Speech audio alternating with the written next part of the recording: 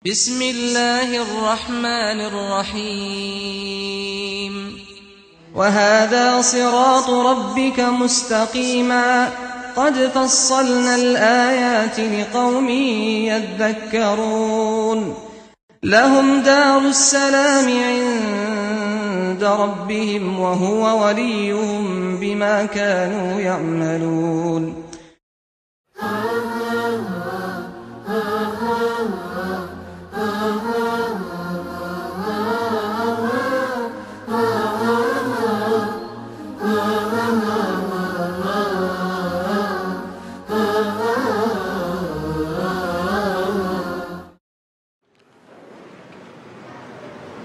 Bismillahirrahmanirrahim.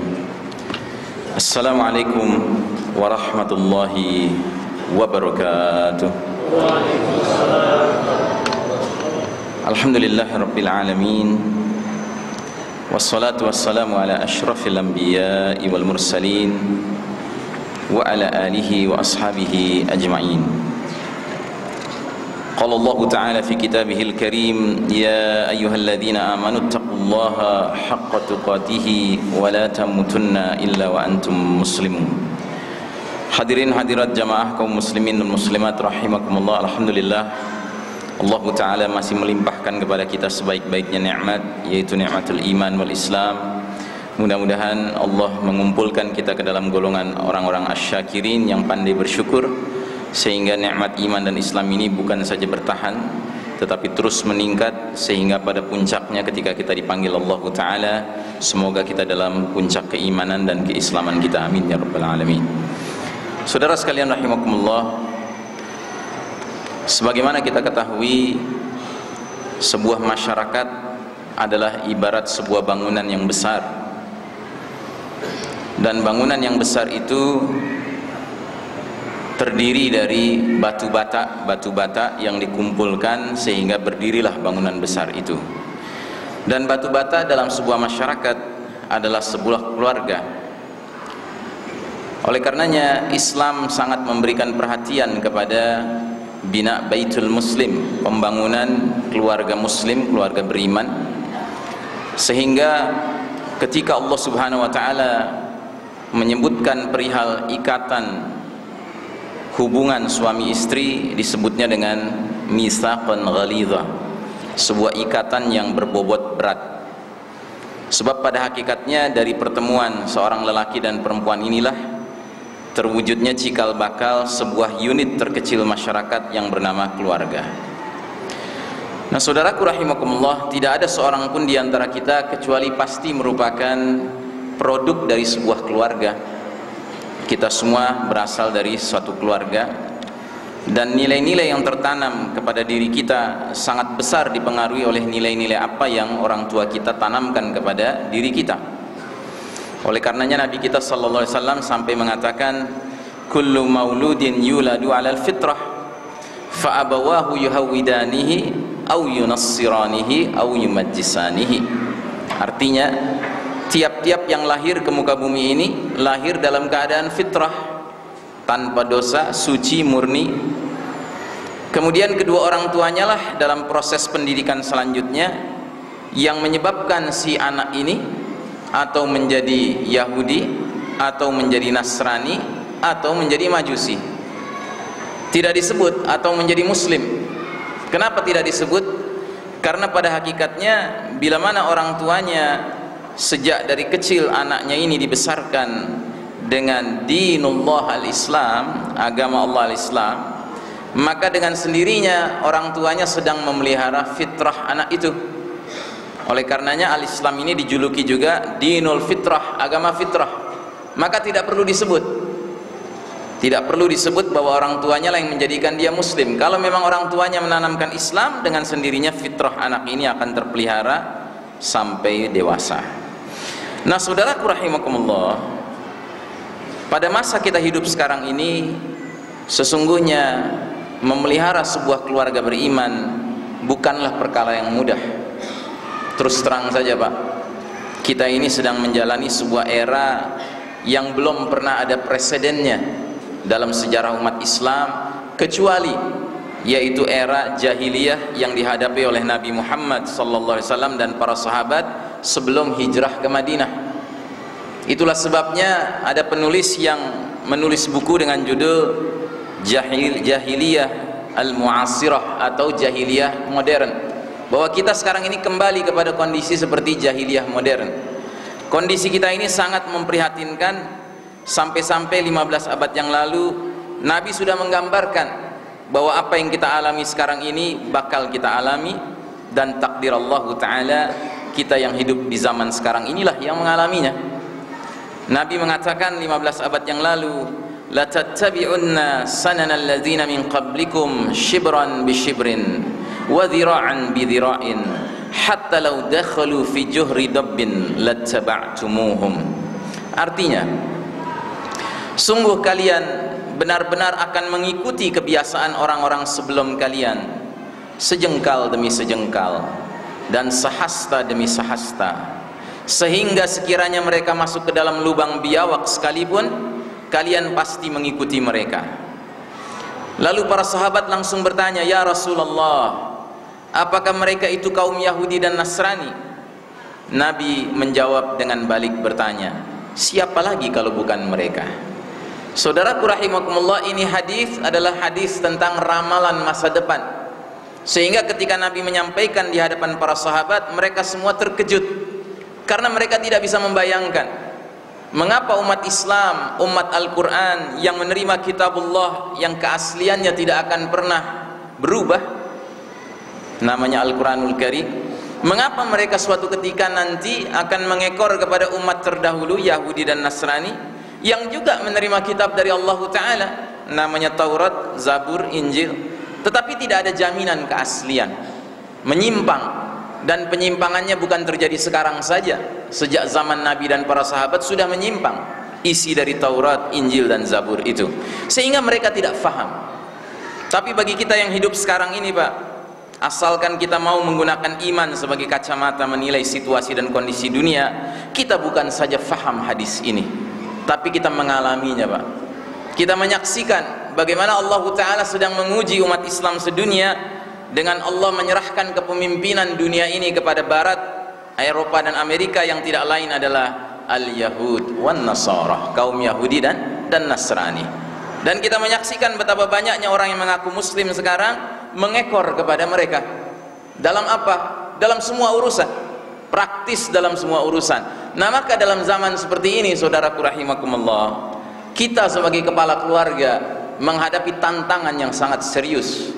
Membina keluarga beriman di zaman penuh fitnah seperti sekarang ini memerlukan kepastian langkah-langkah. Oleh karenanya dalam kesempatan yang baik ini kami akan mencoba menyampaikan beberapa tips membangun keluarga beriman di era fitnah akhir zaman ini. Yang pertama, pastikan seluruh anggota keluarga kita ini memiliki fahmut tauhid, memahami tauhid. Jangan kita jadikan anggota keluarga kita ini Muslim tapi tidak faham tauhid. Dan tauhid itu harus sampai lengkap Pak, sampai kepada bab-bab yang sekarang banyak orang mengaku membahas tauhid tapi tidak mau membahasnya, yaitu kita harus sampai kepada pembahasan al-wala wal bara, kejelasan loyalitas dan kejelasan melepaskan diri. Sebab ini adalah seruan para nabi dan para rasul. Oleh karenanya saudaraku rahimakumullah, di dalam Al-Quran kalimat tauhid ini yang diserukan para nabi kadang redaksinya berubah-ubah. Yang paling sering diungkapkan adalah misalnya dalam surat Al-A'raf, "A'budullah ma lakum min ilahin ghairuh." Nabi Nuh alaihi salam menyampaikan kepada kaumnya, Nabi Hud alaihi salam menyampaikan kepada kaumnya, sembahlah Allah semata, tidak ada ilah bagi kalian selain daripadanya. Tetapi juga dalam kesempatan yang lain Allah Ta'ala mengungkapkan dengan redaksi yang berbeda. Misalnya dalam surat An-Nahl, Allah Ta'ala menyatakan, وَلَقَدْ بَعَثْنَا فِي كُلِّ أُمَّةٍ رَسُولًا أَنْ يَعْبُدُوا اللَّهَ وَاجْتَنِبُوا الطَّاغُوتَ. Sesungguhnya bagi setiap umat telah Allah utus seorang Rasul yang menyerukan, sembahlah Allah semata dan jauhilah taghut. Ini adalah tauhid. Menjauhi taghut adalah bahagian penting dari ajaran tauhid yang sekarang ini dilupakan banyak orang. Bahkan banyak orang yang tidak faham taghut itu apa. Taghut adalah pihak yang mempunyai otoritas tetapi tidak mau menggunakan petunjuk Allah di dalam menata lingkungan yang dia punya otoritas di atasnya. Dan ini para taghut inilah yang menjadi musuh utama para nabi sejak dahulu kala. Nabi Nuh alaihi salam berhadapan dengan taghut berupa pemuka kaumnya yang tidak mau menerima tauhid. Nabi Ibrahim alaihi salam berhadapan dengan Namrud, pemuka kaumnya, penguasa wilayahnya yang tidak mau menerima tauhid. Nabi Musa alaihi salam bahkan berhadapan dengan taghut fenomena, yaitu Fir'aun, yang sedemikian rupa sampai berani mengatakan di hadapan rakyatnya, ana rabbukumul a'la, akulah Rabb kalian yang maha tinggi. Jadi semua nabi berhadapan dengan taghut. Oleh karenanya Allah memerintahkan kita sebagai bukti dari tauhid, bukan saja kita harus beriman kepada Allah, tapi pastikan diri kita menjauhi taghut.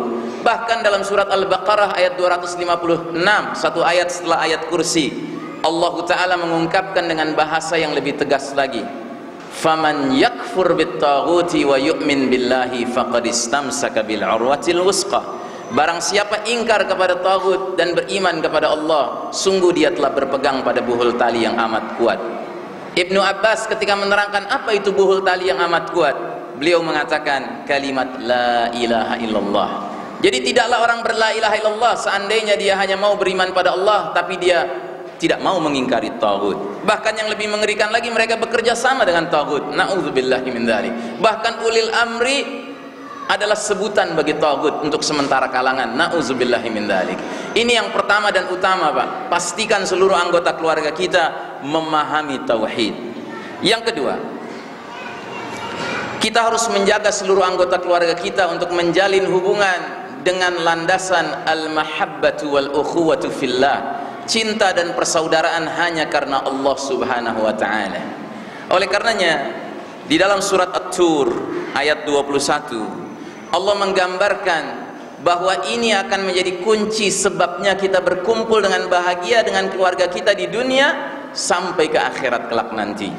Allah Ta'ala berfirman dalam ayat tersebut, ba'da a'udzu billahi minasyaitonir rajim, walladzina amanu wattaba'athum dzurriyyatuhum biimanin alhaqna bihim dzurriyyatahum wama alatnahum min syai' wama alatnahum min amalihim min syai' kullu imri'in bima kasaba rahin. Artinya, dan orang-orang yang beriman dan yang anak cucu mereka mengikuti mereka dalam keimanan, kami hubungkan, kami pertemukan, kami kumpulkan anak cucu mereka dengan mereka, dan kami tiada mengurangi sedikit pun dari pahala amal mereka.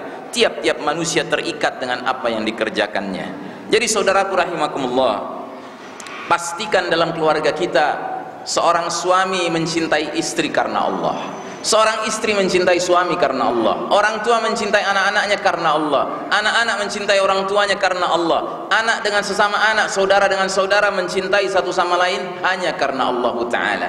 Saudaraku rahimakumullah, bila ini landasan kita berkeluarga, niscaya kita akan berkumpul di dunia dan tetap berkumpul kembali dalam penuh kebahagiaan yang hakiki di akhirat kelak nanti. Oleh karenanya Nabi pernah menyampaikan dalam sebuah hadis, ada seorang muslim mengadakan sebuah perjalanan. Di tengah jalan Allah Ta'ala mengutus malaikat berupa seorang manusia mencegat muslim ini. Kemudian malaikat itu bertanya, "Hai muslim, mau kemana engkau?"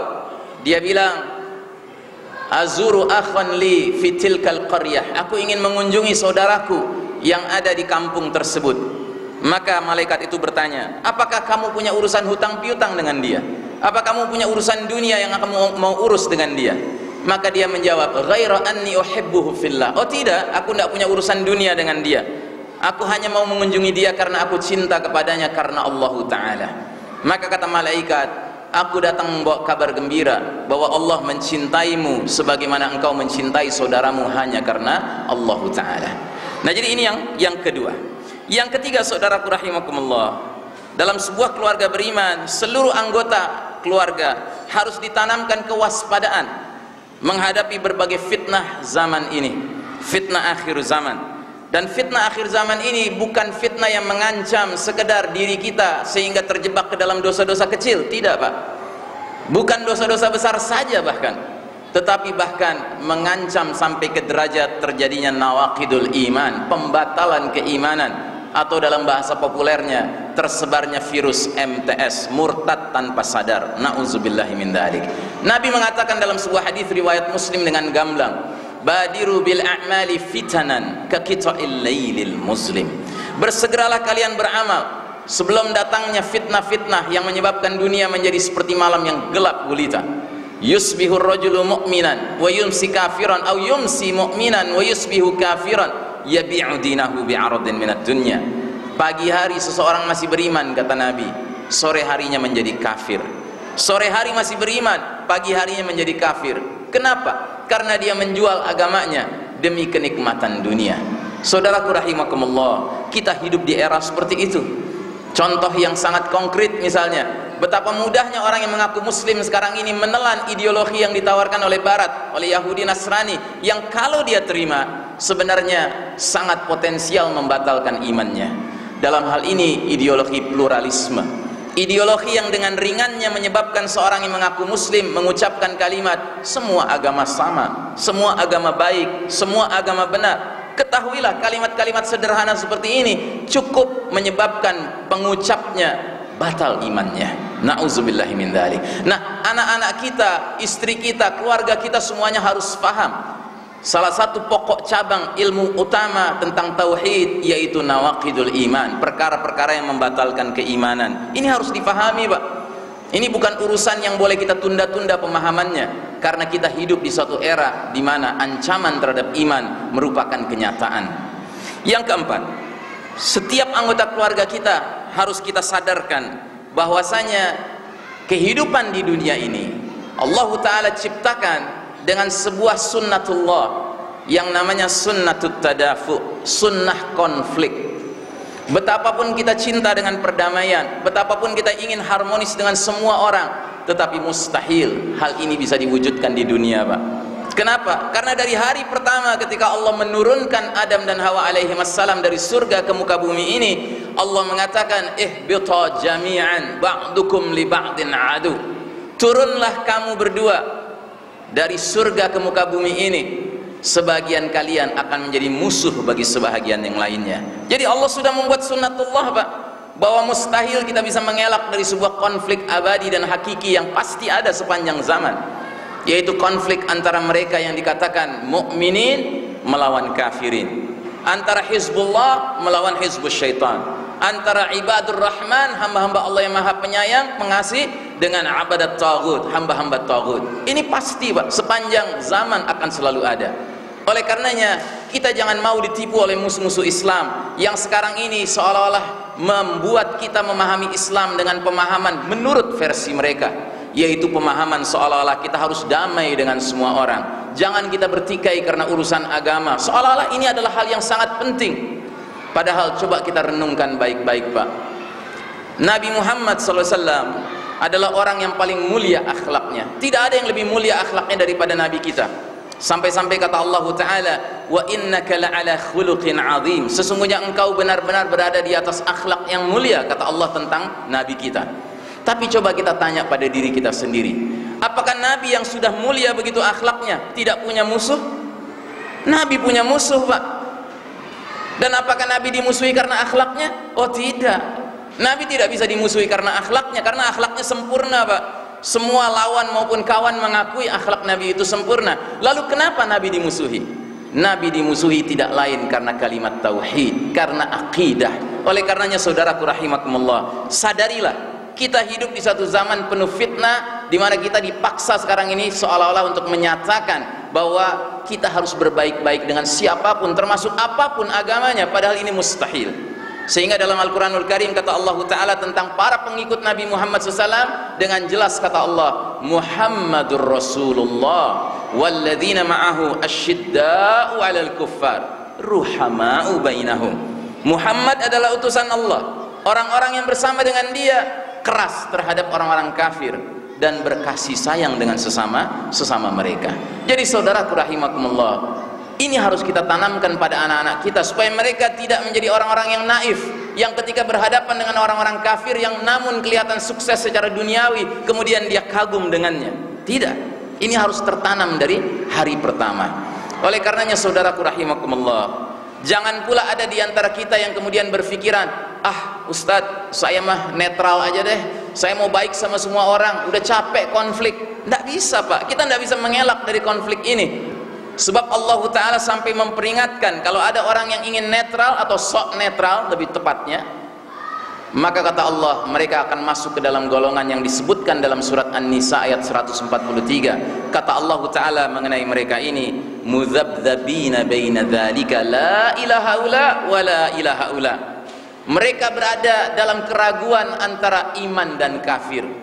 Mereka tidak masuk golongan orang beriman, mereka tidak masuk golongan orang kafir. Dan barang siapa yang sudah disesatkan oleh Allah, kata Allah, maka engkau tidak akan dapatkan jalan untuk memberi hidayah kepada mereka.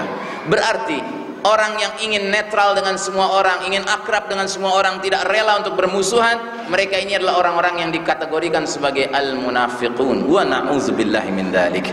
Dan ketahuilah al-munafiqun itu akan masuk ke dalam neraka bersama orang-orang kafir, dan posisi mereka lebih mengerikan daripada posisi kaum kafir.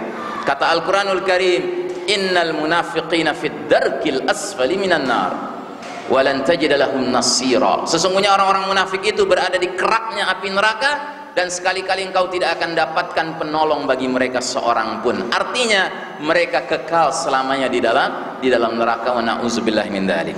Saudara sekalian rahimakumullah, yang kelima, kiat mewujudkan keluarga beriman di era fitnah di akhir zaman ini adalah memastikan kehalalan nafkah. Saudara sekalian rahimakumullah, sebagai kepala keluarga kita semua harus cek and recheck terus menerus, apakah harta yang kita bawa pulang ini benar-benar halal ataukah tidak. Kalau perlu kita tanya kepada ahli agama, apakah pekerjaan yang saya geluti sekarang ini pekerjaan yang halal, yang syar'i. Ini harus kita tanyakan Pak, karena kalau tidak kita akan kecewa berat. Sebab apa yang kita bawa pulang hanya akan menjadi umpan api neraka. Oleh karenanya para pendahulu kita sedemikian rupa peduli dengan masalah ini, sampai-sampai kalau mereka mau mencari nafkah, istrinya mengantar sampai pintu depan, lalu berkata kepada suaminya, ya zauji innana nasbiru alal ju'i wal atash walakinnana lan nasbiru alan nar. Hai suamiku, ingat kami anak istrimu, kami sabar menghadapi lapar dan haus, namun kami tidak akan sabar menghadapi api neraka. Subhanallah. Siapa suami yang tidak tenang? Mau berangkat, dia tahu istrinya dan anaknya sudah siap kalau dia bawa pulang harta yang halal tapi sedikit, mereka rela, mereka sabar menghadapi jumlah yang sedikit itu. Tapi dia khawatir kalau seandainya dia bawa pulang umpan api neraka buat anak istrinya.